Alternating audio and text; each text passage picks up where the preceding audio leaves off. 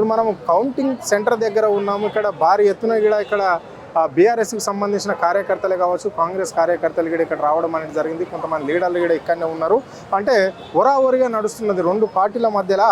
Congress are BRS అన్నట్లనే నడుస్తున్నది. ఇప్పటికీ దాదాపుగా 4 రౌండ్లు కంప్లీట్ అయినప్పటికీ కూడా ముందంజలో కాంగ్రెస్ ఉన్నట్లనే అనిపిస్తుంది. మరి ఇంకా కొన్ని 6 రౌండ్స్ ఉంటాయి. ఇంకో 10 రౌండ్లలో 4 కంప్లీట్ అయినప్పటికీ కూడా 6 రౌండ్స్ ఉన్నాయి. మరి 6 రౌండ్స్లో ఏంది మరి పరిస్థితి అని చెప్పేసి కూడా కొంతమందిని అడిగి తెలుసుకునే ప్రయత్నం చేద్దాం. మనతో పాటు బీఆర్ఎస్ సీనియర్ నాయకురాలు గౌతమ్ ప్రసాద్ సత్యవతి ఉన్నారు. ఆయన అడిగి తెలుసుకునే ప్రయత్నం అయితే మనం చేద్దాం. మేడం నమస్తే.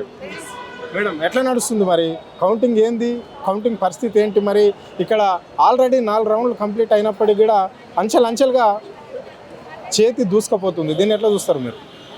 చేతి దూసుకుపోవడానికి ఒక 3-4 రౌండ్లలోనే చేతి దూసుకుపోయినంత మాత్రంలో చేతి గుర్తే గెలుస్తాయని అనుకోవడానికి ఏం లేదండి. ఖచ్చితంగా ఆ రోజు ఎలక్షన్ల రోజు ఎంత ప్రయత్నం చేయాలో రిగ్గింగ్ చేయడానికి అంత ప్రయత్నం చేశారు. దొంగ ఓట్లు వేయించారు. దాన్ని మా నాయకులు బయట పెట్టడం జరిగింది.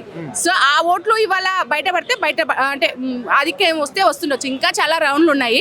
ఖచ్చితంగా బీఆర్ఎస్ గెలుస్తుంది. 20,000 మెజార్టీతో గెలుస్తామనేది మాకు పూర్తి విశ్వాసం ఉంది. ఎందుకంటే ఎన్ని ఇబ్బందులకు గురి చేసినప్పటికీ కూడా ఆ రోజు పోలీసులు లాఠీ చార్జ్ చేసిన, బీఆర్ఎస్ నాయకత్వాన్ని అరెస్ట్ చేసిన, బూతులలో కూర్చున్న వాళ్ళని భయభ్రాంతులకు గురి చేసి కాంగ్రెస్ వాళ్ళు బయటికి నెట్టేసినప్పటికీ కూడా ప్రజలు బీఆర్ఎస్ని కావాలనుకున్నారు. షేక్పేట్ డివిజన్ చూస్తే ఇవాళ మొత్తం ముస్లిం ఓటర్లు ఆ ఏరియాలో నేను గడప గడపకు తిరగడం జరిగింది. వాళ్ళందరూ ఇవాళ వచ్చి బీఆర్ఎస్కి ఓటేశారు. అఫ్ కోర్స్ ఈ 2-3 రౌండ్లలో కాంగ్రెస్ అధికంలో ఉన్నంత మాత్రంలో వాళ్ళే గెలుస్తారని అనుకోవడానికి లేదు. ఇంకా రౌండ్లు ఉన్నాయి, చూద్దాం. అంటే ఇక్కడ ఆల్రెడీ మీరు ఓపీ కూడా పెట్టుకున్నారు కదా, షేక్పేట మా అడ్డ, షేక్పేట ఓట్లన్నీ మాకే ఉంటాయి కాబట్టి షేక్పేటే ఫస్ట్ రౌండ్లో మీరు దాదాపుగా 64 ఓట్లతో వెనకంజలో ఉన్నారు బీఆర్ఎస్ పార్టీ. మరి ఇంకా మీరు ఓపు పెట్టుకున్న వెంగళరావు నగర్లో కూడా కాంగ్రెస్ ముందంజలో ఉన్నది. మరి దీన్ని ఎట్లా చూస్తారు మీరు? ఇంకా 6 ఉన్నాయి. 6ట్లో మీరు ఏది వస్తుంది అనుకుంటున్నారు? ఎన్ని వేల ఓట్ల మెజార్టీతో గెలవబోతున్నారు? ఇక్కడ జరిగింది ఒకటే అండి, బీజేపీ పూర్తిగా చచ్చిపోయిందండి. కాంగ్రెస్ని కంప్లీట్గా సపోర్ట్ చేసింది అనేది క్యాండిడేట్ను పెట్టిన రోజే అర్థమైంది. రెండోది ఎంఐఎంకు సంబంధించి కూడా వాళ్ళు ఎంత ప్రయత్నం చేసినా ముస్లిం ఓట్లు మాకే పడ్డాయి అనేది కూడా వాస్తవం. ఇకపోతే రెండో అంశం ఏంటంటే ఇప్పటి వరకు వచ్చినటువంటి ఆధిక్యానికి సంబంధించి నేను ఇంతకుముందే చెప్పాను, దొంగ ఓట్లు వేయించారు. ముందు వైపు నుంచి వస్తే పోలీసులు కావచ్చు, మిగతా వాళ్ళు కావచ్చు గుర్తిస్తారు.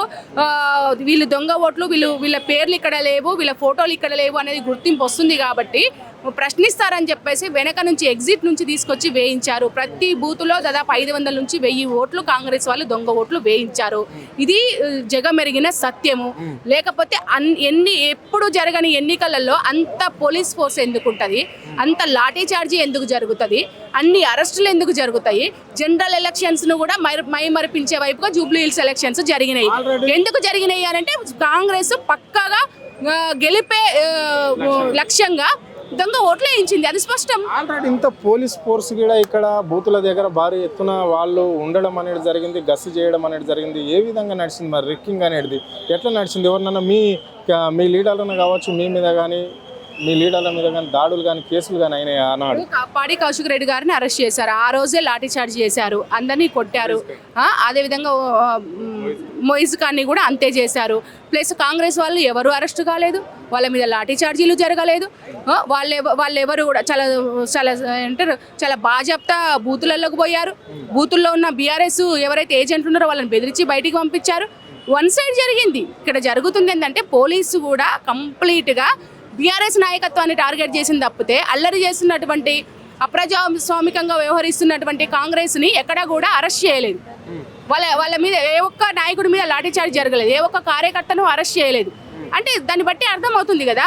మేడం చెప్పండి, చివరిగా ఇప్పుడు మరి ఎన్ని వేల ఓట్ల మెజార్టీతో గెలవబోతుంది? మళ్ళీ ఇంకా కూడా మీరు హోప్స్ ఉన్నాయా? అంటే దాదాపు కాంగ్రెస్ వాళ్ళు సెలబ్రేషన్కి సిద్ధం అయిపోతున్నారు వాళ్ళు. ఎందుకంటే 10,000 మెజార్టీ అంటే మేము అనుకున్నంత రేంజ్కి మేము అప్పుడే గెట్ చేసాము, 30,000 మెజార్టీతో గెలవబోతున్నాం అని చెప్పేసి అనుకున్నాం. ఆ రేంజ్లో అది ఉంటుంది మా గెలుపు అని చెప్పేసి వాళ్ళు అంటున్నారు. ఇది గెలిపే కాదండి. కాంగ్రెస్ వాళ్ళు గెలిస్తే ఇది చాలా అనైతికము, అప్రజాస్వామికము. ఆ ఎన్నిక జరిగిన విధానం ఏదైతే ఉందో చాలా దౌర్జన్యపూరితంగా జరిగింది. చాలా అప్రజాస్వామికంగా జరిగింది. ఆ రోజే మా నాయకత్వం ప్రెస్ మీట్ పెట్టి చెప్పడం జరిగింది. ప్రతి బూతులో కూడా ఎట్లా వ్యవహరించారు కాంగ్రెస్ వాళ్ళు అనేది, ఎన్ని ఓట్లు వేయించారు దొంగ ఓట్లు అనేది ఓపెన్గా పట్టుకొని చూపించినప్పటికీ కూడా ఎన్నికల కమిషన్ కూడా దాని మీద ఏం మాట్లాడలేదు. దాదాపు 20,000 ఓట్లకు సంబంధించినటువంటి ఓటర్ ఐడీలను తీసుకుపోయి ఎన్నికల కమిషన్ దగ్గర సబ్మిట్ చేయడం జరిగింది హరీష్ రావు గారు అండ్ టీం. కానీ ఏం చేసిరండి? ఏమన్నా వాళ్ళ మీద చర్యలు తీసుకున్నారా? ఇది గెలిచిన అనైతిక గెలిపే తప్పితే నైతిక గెలుపు కాదు. ఖచ్చితంగా బీఆర్ఎస్కి ఇన్ని ఓట్లు పడ్డాయంటే, ఇంత దౌర్జన్యంలో ఇంత దుర్మార్గమైనటువంటి ఎన్నిక జరిగినప్పటికీ కూడా ఇన్ని ఓట్లు పడ్డాయంటే ప్రజలు మా పక్షాన ఉన్నారు. మాకు పడ్డ ప్రతి ఓటు కూడా ప్రజల నుంచి చాలా నాణ్యమైన ఓటు. మాకు ప్రజలు ఆహ్వానం పలుకుతున్నారు. ఖచ్చితంగా బీఆర్ఎస్ గెలుస్తుంది అనేది ఇప్పటికీ హోప్ ఉంది. చాలా సైలెంట్ ఓటింగ్ జరిగింది. ఇంకా చాలా రౌండ్లు ఉన్నాయి, చూద్దాము. బీఆర్ఎస్ గెలుస్తుంది అనే హోప్ అయితే నాకుంది.